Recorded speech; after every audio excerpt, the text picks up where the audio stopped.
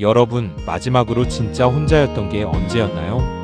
스마트폰도 없이, 유튜브도 없이, 누군가와 연락도 없이, 그냥 온전히 나 혼자인 시간. 기억이 잘 나지 않으신다면 그건 그만큼 오래됐다는 뜻입니다. 우리는 혼자 있는 걸 두려워합니다. 혼자 있으면 뭔가 이상한 사람처럼 보일 것 같고, 혼자 있으면 외로운 것 같고, 혼자 있으면 시간을 낭비하는 것 같습니다. 하지만 그라시아는 400년 전에 이미 이렇게 말했습니다. 혼자 있을 수 없는 사람은 자기 자신을 모르는 사람이다.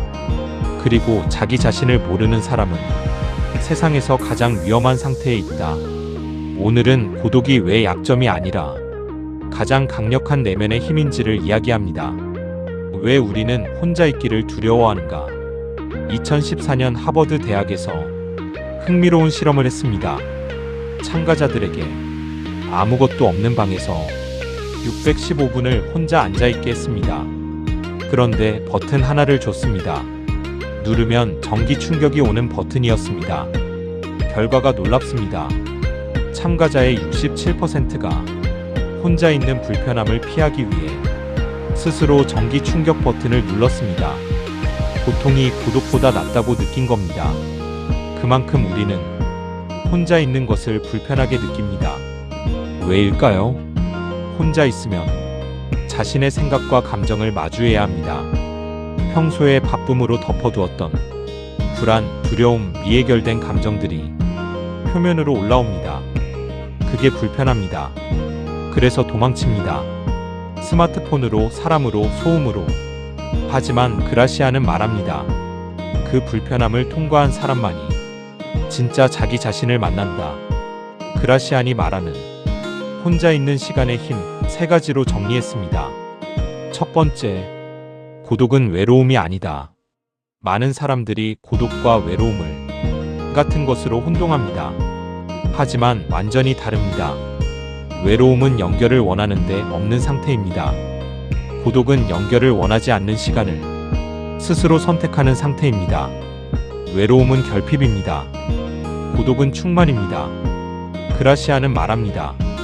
혼자 있는 것을 즐길 수 있는 사람은 어디서든 외롭지 않다. 자기 자신이 최고의 동반자이기 때문이다. 사람들과 있을 때만 충만한 사람은 혼자 있을 때 텅 빈 느낌이 듭니다. 혼자 있을 때도 충만한 사람은 사람들과 있을 때 더 풍요롭게 함께할 수 있습니다.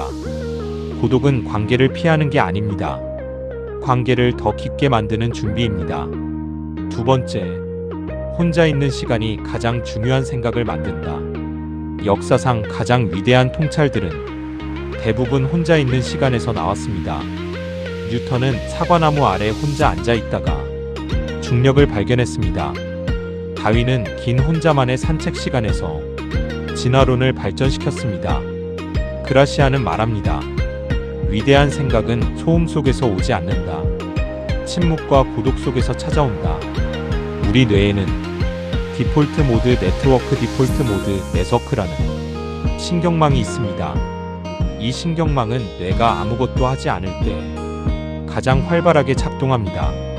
창의적인 아이디어, 문제의 해결책, 자신에 대한 깊은 이해, 이것들이 모두 이 신경망에서 나옵니다. 스마트폰을 보거나 무언가에 집중할 때는 이 신경망이 꺼집니다. 진짜 생각은 아무것도 하지 않는 시간에 찾아옵니다. 세 번째, 혼자 있는 시간을 의도적으로 설계하라. 그라시아는 말합니다. 현명한 사람은 고독을 우연히 만나지 않는다. 의도적으로 찾아낸다. 혼자 있는 시간은 저절로 생기지 않습니다. 의도적으로 만들어야 합니다. 구체적인 방법 3가지입니다. 첫째, 하루 30분 디지털 없는 시간. 스마트폰을 다른 방에 두고 그냥 앉아있거나 산책합니다. 처음엔 불편합니다. 2주가 지나면 그 시간이 기다려집니다. 둘째, 주 1회 혼자만의 시간. 혼자 밥을 먹거나 혼자 카페에 앉거나 혼자 산책합니다. 누군가와 함께가 아닌 온전히 나 자신과 함께하는 시간. 셋째, 생각을 기록하는 습관. 혼자 있는 시간에 떠오르는 생각들을 짧게라도 적어보세요. 그 생각들이 쌓이면 자신을 이해하는 가장 깊은 재료가 됩니다. 항상 바쁘게 살던 직장인 P씨의 이야기입니다. 퇴근 후에는 항상 친구를 만났습니다. 주말엔 약속으로 가득 찼습니다. 혼자 있으면 불안했습니다. 어느 날 우연히 혼자만의 주말이 생겼습니다. 처음 2시간은 정말 불편했습니다. 뭔가를 해야 할 것 같았습니다. 하지만 그냥 있어봤습니다. 산책을 했습니다. 카페에서 혼자 커피를 마셨습니다. 그 시간 동안 이런 생각들이 떠올랐습니다. 나는 지금 정말 하고 싶은 일을 하고 있나? 이 사람들과의 관계가 나에게 진짜 의미 있나? 내가 진짜 원하는 게 뭐지? 평소엔 바쁨 속에 묻혀있던 질문들이었습니다. P씨는 그날부터 매주 일요일 오전 2시간을 혼자만의 시간으로 정했습니다. 6개월이 지났습니다. 소모적인 약속들이 자연스럽게 줄었습니다. 정말 소중한 관계가 보이기 시작했습니다. 하고 싶었던 일을 시작했습니다.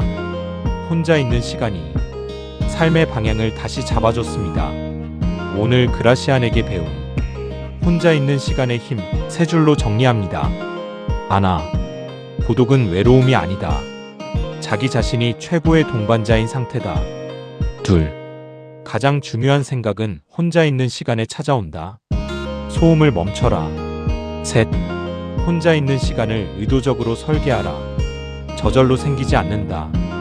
혼자 있을 수 없는 사람은 자기 자신을 모르는 사람이다. 오늘 영상을 보고 나서 딱 30분만 혼자 있어 보세요. 스마트폰 없이 아무것도 하지 않아도 됩니다. 그냥 있어 보세요. 처음엔 불편합니다. 하지만 그 불편함 너머에 진짜 여러분이 있습니다.